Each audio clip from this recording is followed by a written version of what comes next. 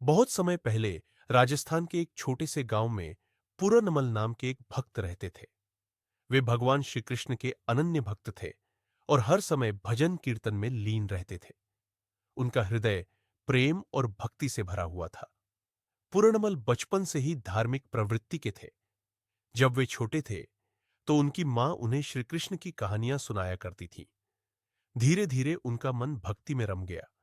वे गांव के मंदिर में घंटों बैठकर भगवान का ध्यान किया करते थे। उनके पिता एक व्यापारी थे, लेकिन पुरनमल का मन सांसारिक कार्यों में नहीं लगता था।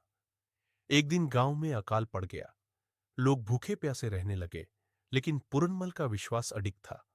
उन्होंने अपने पास जो भी अनाज था उसे जरूरतमंदों में बांट दिया और खुद उपवास करने लगे।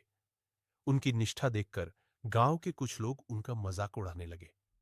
एक दिन भगवान श्री कृष्ण ने उनकी भक्ति की परीक्षा लेने का निश्चय किया। वे एक वृद्ध ब्राह्मण का रूप धारण करके पुरनमल के पास गए और भोजन मांगा। पुरनमल के पास कुछ भी नहीं बचा था, लेकिन उन्होंने बिना संकोच अपने घर में रखा अंतिम आटा वृद्ध ब्राह्मण को दे दिया। जैसे ही ब्राह्मण ने भोजन ग्रहण किया, वे अपने असली स्वरूप में प्रकट हो गए। भगवान श्री कृष्ण ने मुस्कुराते हुए कहा, हे पुरनमल, तेरी भक्ति सच्ची और निष्काम है। मैं तुझसे अत्यंत प्रसन्न हूं। तू जो चाहे मुझसे वरदान मांग सकता है। पुरनमल ने हाथ जोड़कर प्रार्थना की, हे प्रभु, मुझे केवल आपकी भक्ति का आशीर्वाद दे, जिससे मेरा मन सदैव आपके चरणों में लगा रहे।